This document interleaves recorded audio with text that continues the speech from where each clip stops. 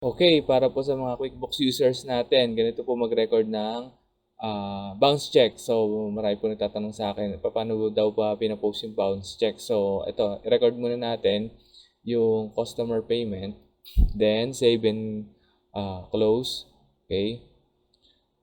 And then, i-record deposits natin.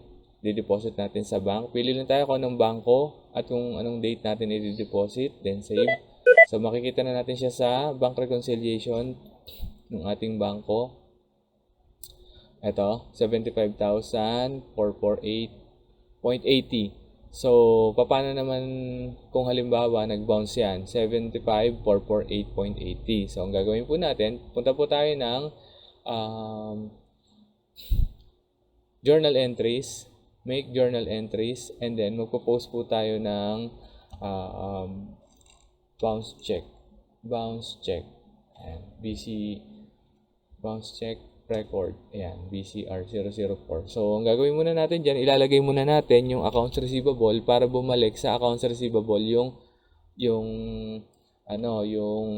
75, magkano yun?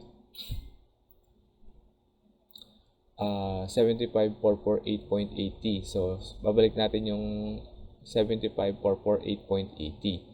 So, punta tayo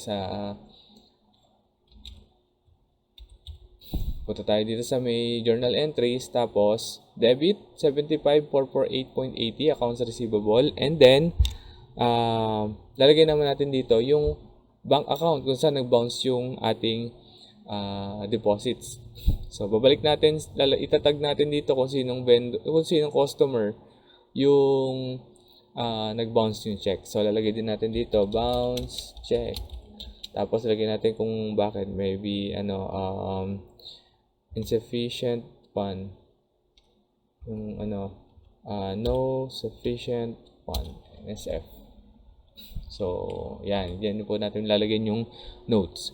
So, pag pinost natin to, ang mangyayari is magkakaroon tayo ng accounts receivable na 75,000, tapos meron tayong magkakaroon tayo ng bounce check transaction sa ating video account. So, save natin. So, ayan, magkakaroon siya ng bounce check dito, BCR004. Ayan. I-click lang natin yan. Okay? During the reconciliation. And then, once na na-post natin yung journal entry na yon, pag nagpasok tayo ng receive payment, si customer ay nagbayad ulit or nagbigay ng replacement check, lalabas na dito yung ating bounce check. I-issuean ulit natin ng official receipt yung ating tawag doon, yung ating customer na nag-replace ng cheque or pina-deposit ulit yung cheque. So, ito yun, BCR004. So, ipopost na naman natin na customer payment, lulutang siya sa accounts receivable. Okay?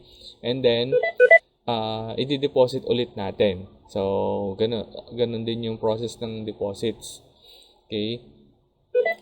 And then, lalabas na naman siya sa ating bank reconciliation statement, which is kung nag-clear na, i-check na natin. So, ganyan lang po mag-record ng bounce check. So, I hope na nakuha nyo din po. Salamat.